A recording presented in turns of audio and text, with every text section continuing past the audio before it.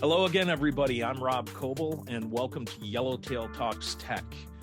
As I mentioned, I'm Rob Coble. I'm the career success coach here at Yellowtail. And today I'm joined by Kevin Apolinario. And I want Kevin to introduce himself, if you would, because you're a man that wears many hats. Yeah, definitely. So thank you for having me here. I greatly appreciate it. My name is Kevin Apolinario. I've been in IT for about roughly 7 years. I have a weird background because I worked in restaurant prior to going into IT. So I have about roughly 12 years of restaurant experience. I have 4 years in NYPD.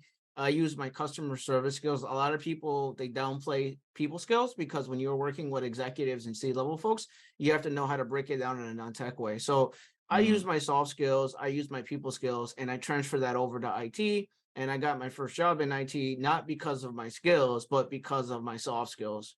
At the end of the day, that's what got me hired in my first job. And going into all the jobs I worked in an MSP, I worked for Apple, I worked for executives, C-level folks, all VP support roles, and now I currently work in cybersecurity. So that in a nutshell is a little bit about me.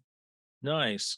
You know, I say that all the time, man. One of my favorite sayings is if you lead with good soft skills or good professional skills, you'll have that many more opportunities to show off your technical skills. You know, I think that the number one question everybody asks themselves in any networking or interview situation is, could I stand to look at and sit next to this person for 8 to 10 hours a day without wanting to kill them? So it's like, yeah, you got to have those good skills. And I'm really glad that you brought up the soft skills because it's extremely important talking to the varied groups of people that you're going to have to deal with. No, I definitely agree with you. I've been in a room where I worked a lot with executives and I tell people like I'm not gonna talk bad about anyone or anything, but the thing is like you're like you could be the most technical person in the room and you could have over 10 certifications and you could be so good at your job and being so technical, but at the end of the day is if you go into a room and if you cannot explain something like they're your mom and dad in a non-tech way, they're gonna ask you to leave.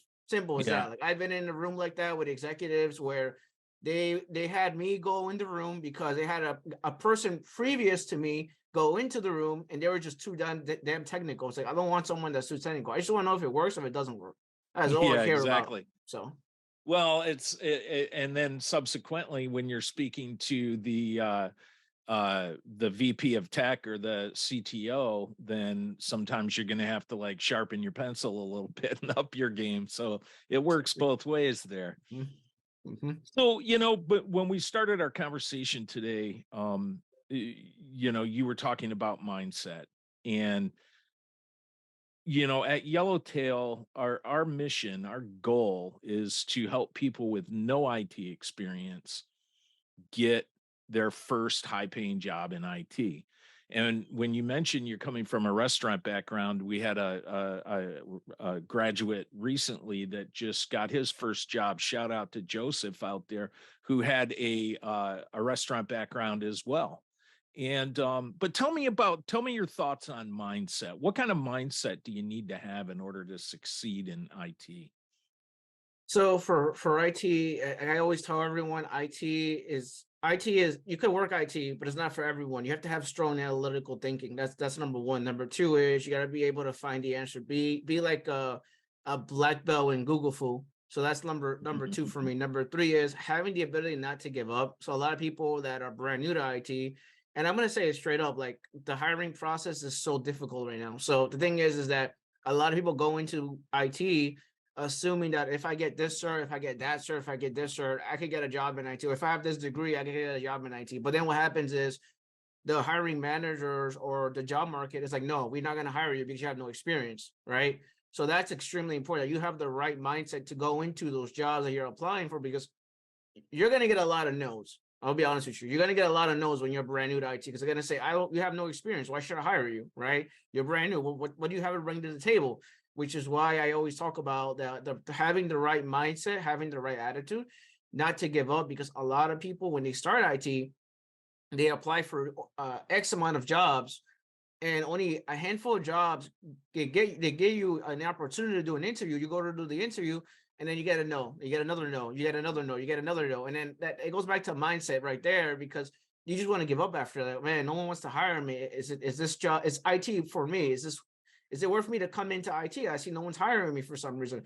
So you got to have a really strong mindset in IT. But I promise everyone that's listening to this today that if you have the right mindset, you don't give up, you keep applying, you keep fixing your resume, you tailor your resume to the job, and you work on your personal skills, not only your personal skills, but your actual tech skills, and you actually show that to the hiring manager, someone's going to give you a chance. Once you have that opportunity, it's like a stepping stone. You take that first step in IT, and then the sky's the limit after that. You have all that experience after that. So then when you go to the next job, it becomes a lot easier as you go and move up the ladder. It becomes a lot easier for you, and you're able to progress your career after that. So, Sure. mhm. Yeah, again, soft skills. That's what's going to get you noticed. And uh, I don't know if you've ever in your past career been involved in sales. I come from a sales and marketing background, and one of the things that they teach you in sales is the equation: 20 no's equals one yes. And they tell you that because they teach you to embrace the no's. Because if you're not hearing no, that means you're not out there doing your job. And each time you hear a no, you tell yourself, okay, I've gotten it out of the way. That's one closer to yes. So I only need a couple more no's and I'm going to get that yes. So again, it's mindset, it's training your mind. And if you're not somebody that can handle rejection, uh, well, you're going to have a tough time in life in general, I think, because it's going to happen. No, I 100% agree with you. That's what happened to me. I'll be honest with you. So my one of my second job in IT, I got 150 rejections before I got before I got my second job in IT. I had one manager, he interviewed me, he never showed up on the interview. He actually just gave me an excuse. He never showed up. I was actually on Uh, site in person. He never showed up. I had another interview that the manager laughed at my face because like, why should I hire you? You have no experience. I had another interview where they asked me technical questions about technologies that existed in the 80s. It has nothing to do with the current technology. And I'm like, why are you asking me these questions? It's nothing to do with my resume, nothing to do with the job posting. It's just so frustrating.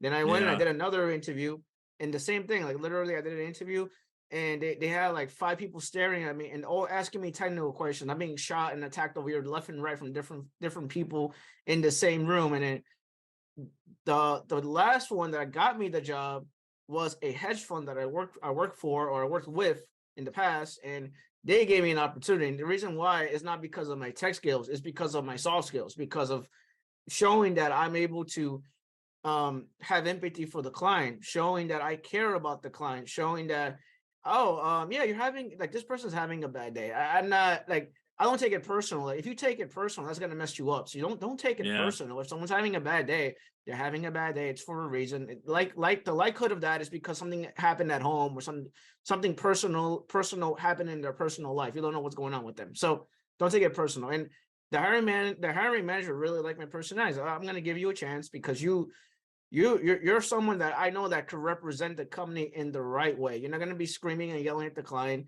You're going to be empathetic and you're going to take care of their issues. So I'm going to give you a chance. And then that's what happened. I got the job. Years later, I have experience now, but years later now after Yeah. that, it's all about soft skills. It's all about people skills.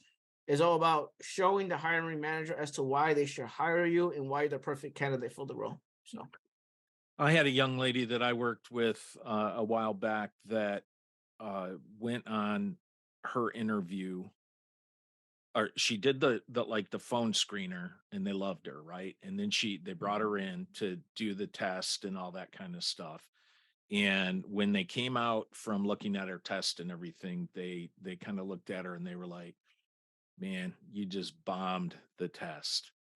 And then in the next second, this big smile came across their face as she said, "But we want to hire you because we can teach you this stuff a lot easier than we can teach somebody else how to have your attitude, how to have that smile on your face." They just absolutely loved her. So, you know, um, I think that a lot of people in tech, and for me, I come from a background of working with a lot of gamers. So I'm working with very young, mostly white males that are 20, 21 that have never worked in their life, or if they have, it was a retail job or something that you know, wasn't really a career, it was just a job, right? So they didn't have the interpersonal skills, mostly because they grew up behind a screen. They didn't have that interactive. They were playing games all the time and everything. And when we try to talk to them about branding yourself and setting up your brand and becoming or projecting that image that you want people to see, it was kind of a hard sell for me. One thing that I loved when I looked at your LinkedIn profile was you had some tips on your page that I thought were fantastic. And in fact, I'm going to pull it back up here because I'd like to talk about LinkedIn a little bit if you don't mind. You you get it, you seem to understand the importance of uh branding yourself, the importance of being a good steward or a good ambassador to the industry, and that people are going to notice you when you do certain things. So tell me about what's a daily day on LinkedIn look like for you? Me, I'm always active on LinkedIn, so I'm always active. So the reason why anyone that's listening today, if you really take to heart what I'm going to tell you right now, then you'll definitely grow on LinkedIn. Like literally, and not to sound random, but literally, someone just got a job today because they followed my instructions. They got a job today in cybersecurity sales and cybersecurity support. The reason why they got that job, nothing to do with their resume. They don't have A plus, they don't have security plus. They got hired because they were on LinkedIn. Simple as that. Nothing crazy. So thing is with LinkedIn is that you got to keep in mind that LinkedIn is all about being a resource. Be a resource on LinkedIn. Like, what can I do to help you? How can I help you? What do you need from me? So it's all about being a resource on LinkedIn. A lot of people that come to LinkedIn, they come in and post that they're looking for a job or they're desperate for a job. They're asking for something. It's all about me, me, me, me, me, me. So it cannot be that way on LinkedIn. LinkedIn is all about giving back to the community, and then they'll give back to you 10 times fold. If you put yourself out there and you really take the time to brand yourself and show people that you care about other people, like having empathy, and you care that you want to help other people, and you want people and you want to lift people up, because a lot of people that come to LinkedIn, they think it's Facebook. It's not Facebook. They're two different things. So you got to realize that LinkedIn is not Facebook. LinkedIn is more about lifting people up, being positive, being creative, being a resource, helping other people. When you have someone that's on your LinkedIn that is feeling down or they're having a bad day, you lift them up, right? At the end of the day, LinkedIn is like that. You motivate and lift people up, which is why I have so many followers on LinkedIn because of that. Because I don't talk about anything bad or anything negative. I'm always positive about life because I look at it that way. That's how I am. My mindset is that way. It's always about being positive and genuinely trying to help people. I don't ask for favors or anything. So that's how my LinkedIn was able to grow. Was literally I had 9,000 followers in 2021. Now I have 30,000 followers, and this is 2023. The reason for Nice. that is not because I'm famous or whatever. Nothing to do with that. It's because I took the time to help other people. I took the time to be a resource. I took the time to comment on someone else's comment section. Someone's, oh, I need help with this. Okay, I'll give you some free resources. Go to this website. Oh, I need to know how to get. I need to know. I'm studying the A plus right now. Who do you go to? And I recommend. Oh, go to Professor Messer. He has free videos on YouTube. So you really gotta put yourself out there. Fix your LinkedIn profile. Fix your LinkedIn URL. Make sure you have a professional photo of yourself. Put technical keywords on LinkedIn so then people can find you. At the end of the day, that's what it is. It's all about social branding. When you brand yourself in such a way that it's just genuine, it's like it's all about being yourself, right? So if you're genuine about everything, things will work out for you. Things will just come together and you'll be fine after that. So Yeah, I love it, man. And I'm going to do a disclaimer here, or a little caveat to what you just said there, because I share the same attitude as you, brother. I have a good life, man. I love my life, and I love my job, and I love what I do. So I tend to be pretty happy. But you know what? We all have those days where, come on, everything's just dragging. You're carrying a 200-pound weight behind you, and everything. And you're going to have those days. But you know what? Nobody wants to hear about it. You know what I mean? It's like LinkedIn is not the place to air dirty laundry or put negative vibes out there, because that's not what people are using this for. This isn't a public display or a public forum for you to get down on, or bash your old job or your old boss or something like that. And you talk about that on your tips here. Be helpful on social media. Don't bash other people's failure. Try to be positive, uplift other people breaking into IT cybersecurity. And you know what? For the people that are new to IT, and they're like, well, I don't have anything to offer. And you know what? If you've been in IT for 1 month, then you can offer 1 month more than the guy that started today. You know what I mean? I agree. So yeah, so it's kind of like, it's all a matter of how you look at it, getting back to that mindset again. Yeah, I agree with you. And you know what's funny? You say that. What's funny about that is, and I tell people, if it took you, if it took you 2 hours to fix a problem, write about it. Write about that problem you resolve on your own, because someone may be reading your post on LinkedIn. So instead of them spending 2 hours to fix a problem that you had, they know how to fix it now, right? So literally, you just save someone 2 hours of worth of energy trying to resolve an issue, whether it's like a home lab or project or something specific that they're doing. The person that you're connected with, they're probably doing the same thing. And oh, this person just saved me 2 hours worth of energy. I don't got to do any of this now. I know how to fix Yeah, it now. right. And So what you give is what you get, man. What you exactly, give is what you get. So, exactly. um, what else on LinkedIn? I want to talk a little bit about your fourth point as well, which is learn how to control your emotions. I want to tell you a story that I had, and this was back in my back when I was working in the game industry. And we had at the university I was involved with, we had a pretty active Twitter community around our game program. And it was really fun because we actually saw a lot of people get employed because of their brilliant activity on Twitter. They were getting noticed and stuff like that. But anyway, so one day I come in, and before I'm sitting, I go to sit down, and already Twitter is blowing up, and I get to work early, so it's like 7 in the morning, and I have all these DMs, right? And I look, and I had two of the DMs that I had were from two of the most popular, powerful, and famous women in gaming.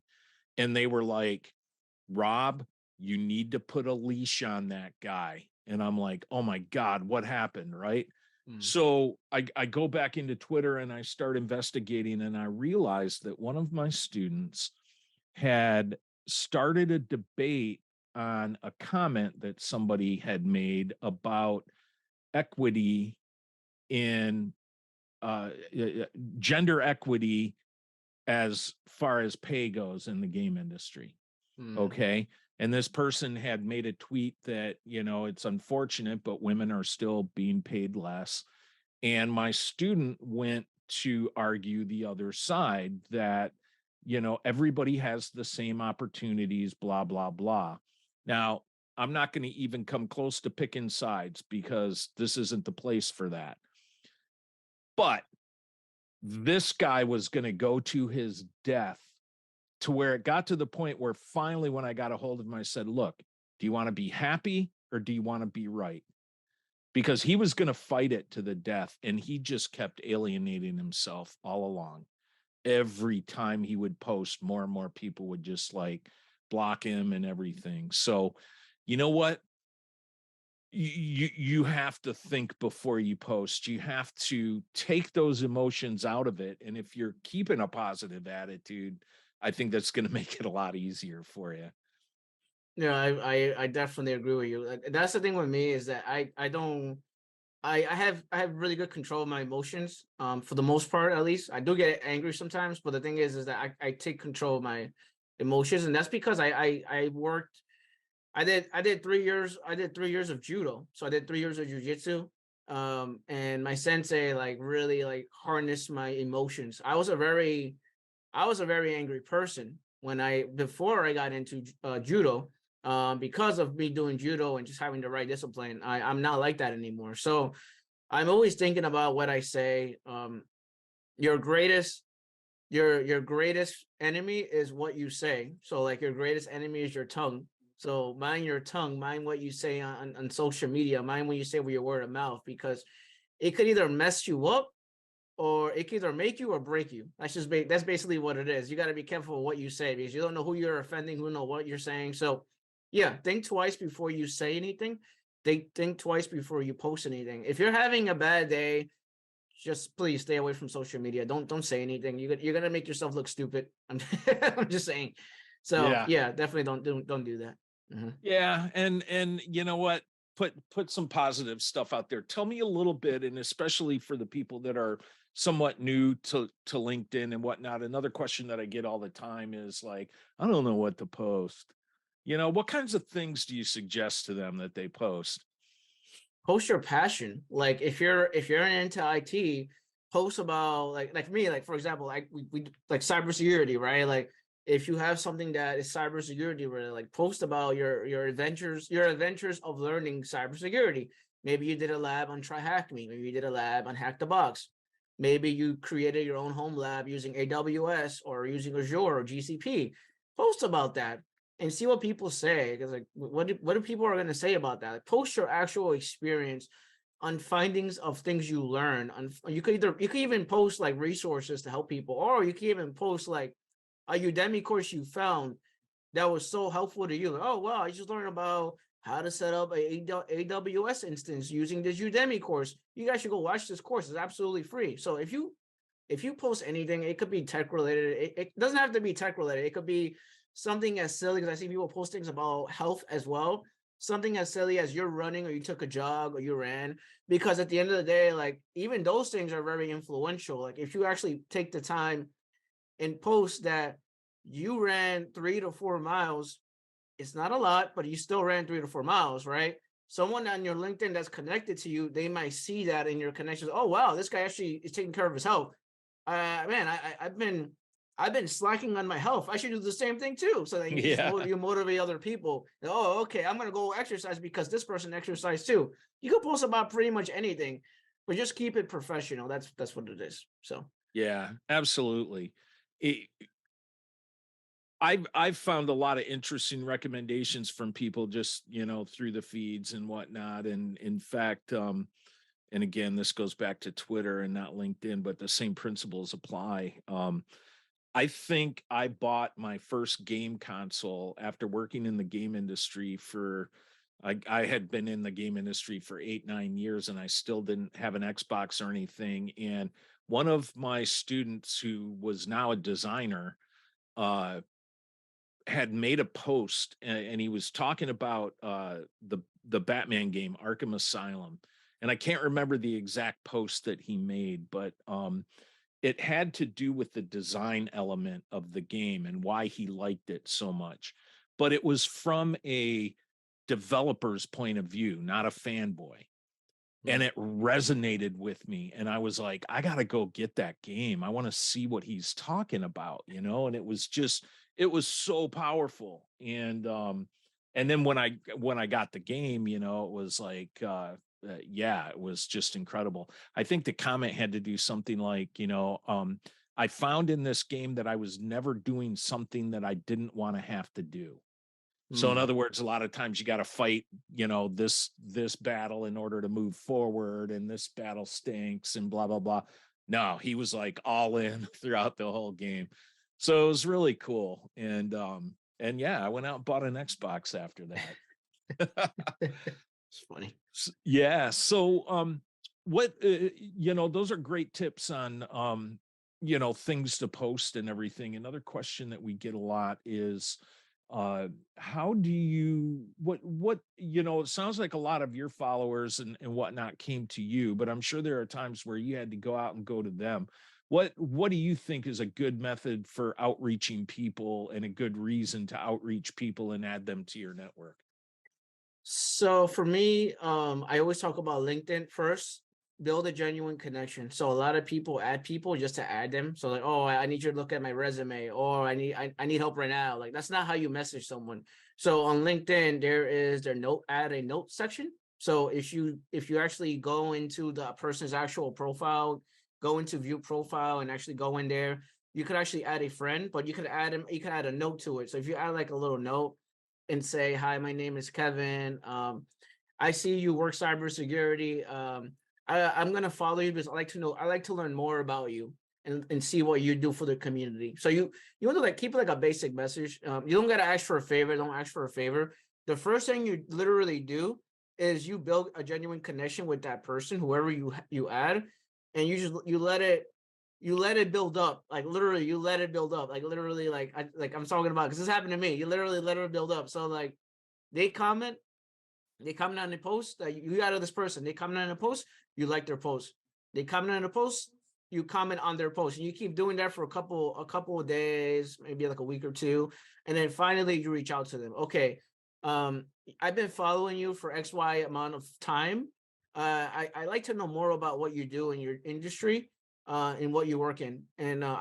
I like to take you out for an actual virtual Zoom coffee where we could chat for 15, 20 minutes. I'd like to know more about you. So that's how you build a connection. You literally Yeah. like you comment on their post, you respond to them, you write on their post, you build a genuine connection that way. And then if you have the time, build like invite them for coffee through Zoom, or if they live near you or they live around you, you can actually go and invite them for Yeah. food or Yeah. something and just build those connections. So Yeah. I agreed with the sending the note thing. I get so many connections with no notes, and anymore the connections with notes are all people trying to sell me something, but um one caution, that I would give to the people out there though is it takes time to establish that relationship. And like my students have heard me say in so many different times, when you go into an interview situation, you want it to be a conversation, not an interrogation. And a lot of times that's kind of what you're kind of setting up through LinkedIn, is just having those conversations, being a part of the conversation. If you get in and you like everything somebody posts, or you comment every time they post, that's probably going to be a little bit closer to stalking than it is, mm-hmm. relationship building. So give it time, let it build, let it be a natural thing that happens. And and I think you'll benefit a lot more. Yeah, I agree with you. It takes time. It's not gonna happen in one day, but that's what I tell everyone. Build a genuine connection, get to know the other person. That happened to me, like literally, because I give back so much in the LinkedIn community. Um, when I reached out for help, like everyone said yes to me. I didn't even have to do anything because Yeah. people knew who I was, people because of my reputation, because of my brand, and because I take the time to help people. Like I'll literally sit here and I'll literally sit here with you. Like, if you don't know how to do Active Directory, I will go over that like with you. Like, okay, let's go over Active Directory together. Tell me where you tell me where you're lost at. Like, I'll be more than happy to explain that to you. Like, I'll literally sit here with you and go over a certain topic with you if you want me to go over a certain topic with you. So Yeah. because of that those genuine connections that I build, because I work cybersecurity now, I didn't know anything about cybersecurity. I literally just reached out. People came back to me like, Kev, you need help? You need help? Oh, Kevin needs help. Oh, come here, I'll help you, Kevin. You took care of us. Let's take care of you. It's a So great feeling, man. yeah, Yeah. yeah. And you know what? And that to you, I know, is just the residual effects of the benevolence. I mean, you do it because A, it's the right thing to do, and B, because you enjoy doing it. You enjoy helping people, and not because you're looking to get something back. Mhm. It just so happens that because you do that, everybody wants to give back. Exactly. Yeah, Mhm. that's really cool, man. Um, God, what else do we need to hit on with LinkedIn, man? Because it's funny when I started getting involved in Twitter and creating communities and stuff like that. Uh, Social media was a lot different than what it is now. Now it's TikTok and maybe Instagram. And even the other day, I was talking to somebody that was kind of leading me to believe that Instagram is no longer hip, even that now it's all TikTok and I don't know what else, man. But what do you see as the future of social media? I think LinkedIn is here to stay. Wouldn't you agree? Yeah, LinkedIn's definitely here to stay. Most of the people that I'm friends with now or that I work with, I found them through LinkedIn. I didn't go anywhere else, literally through LinkedIn. And it's all virtual. Like you don't have to. That's the cool thing about LinkedIn is that you don't have to physically be in the same room as the other person. But It's this generation's water cooler, man. yeah, but the thing is when you meet that person in person, it's such an amazing experience. Like I have met so many people in person, and it feels so good. Like when you meet these actual people. Oh, your name is blah blah blah. Yeah. Oh, nice to meet you. Oh, so I've been Yeah. talking to you the entire time on LinkedIn. Oh my goodness. Oh, so it does. LinkedIn is here to stay. It's not going anywhere. And I literally because I'm so big on I'm so into LinkedIn branding. I met Yellowtail on LinkedIn. So Yeah, nice, nice. anything's possible. So, Yeah. yeah. Yeah, that's it's going to be interesting to see how things evolve, even over the next 10 years. Twitter seems to be kind of a mess right now, Mhm. and God only knows if that's even going to survive, but I think that LinkedIn has such a niche for keeping it on the professional side that there's always going to be a need for it. And I just want to make sure that there have been times over the last couple of years where it started getting political and everything. And I've even seen some friends of mine like, post things like, why are you putting this here? And it was kind of good that they called them out on it because, Mhm. it really wasn't the place. Mhm. Agree. So so what's next for you, man? You're heading into a new gig right now and just getting started and everything. How's that been going so far? For me, really, really well, really good. I can't complain. My manager is super supportive. I've been doing training every day. I'm learning about, so I'm basically, if anyone that's hearing this, I'm basically work in IM role. So, incident access management. So I deal a lot with incident reporting, incidents that happen on the fly. So like, by that, like, Kev, what does that mean? Because IM is so huge, it's so big. So, what I'm dealing with is common Active Directory attacks. So a lot of hackers try to get into AD, Active Directory domain controllers. So I'm dealing with that right now. So I deal with hackers. I try to attack our systems. I also deal with defending our systems. I also deal with dealing with logs, and I also deal with the cool part is I deal with putting honeypots.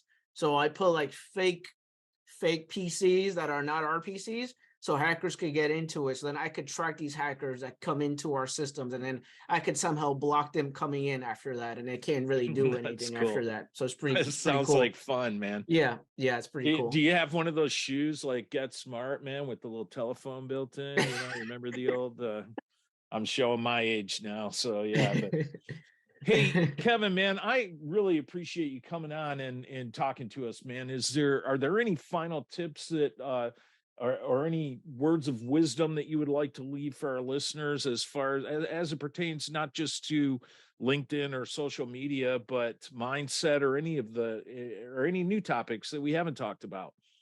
Yeah, for me is so I do train students and interns, and I do work a lot with students and people that are trying to break into IT. The number one thing I teach you if you're brand new to IT, like literally day one, I don't teach you anything technical. I teach you nothing technical. Day one, I teach you all about mindset. So the first thing I literally teach you is the ability to embrace rejection. So Mm, if they're having the right mindset, embrace rejection. At the end of the day, you're going to get rejected a lot, but someone will open the door for you and give you an opportunity. But you gotta, it's like watching a Rocky movie. I literally saw a Rocky movie last night. You're gonna have to take all the hits. Take all the hits and get up. Take all the hits and get up. But Yeah. eventually, at the end of the day, you're gonna knock it out of the park and you're gonna get a job. So just have the right mindset. That's just for me. That's my 2 cents. Yeah, no, I like it, man. It's rejection's not easy. It's part of the game though. It's part of the process. And like I tell my students, if you are not hearing no, then you are not doing it correctly. Okay. So if you go out in a job search and you don't get one no, something's wrong. Your approach, So it is one of those, you got to kind of assess things as you keep moving forward and you figure out where the disconnect is happening. So, Kevin, thank you again for coming on, man. And I really appreciate your time. I don't want to keep you long because I know that new job awaits. And maybe we can have you back on again in a few months and get an update on how things are going and everything. Sounds good to me. Thank you for having me here. I greatly appreciate it. I appreciate it, man. And for all of you out there, thank you for tuning in. This is Yellowtail Talks Tech. My name is Rob Coble, and I appreciate you listening. If you have any comments, suggestions, ideas for future episodes that you would like to hear, you'll find me on Slack. Don't hesitate to reach out to me. I'd love to hear from you. I want to thank Kevin once again for coming on, and again, thank you all for listening. Talk to you soon.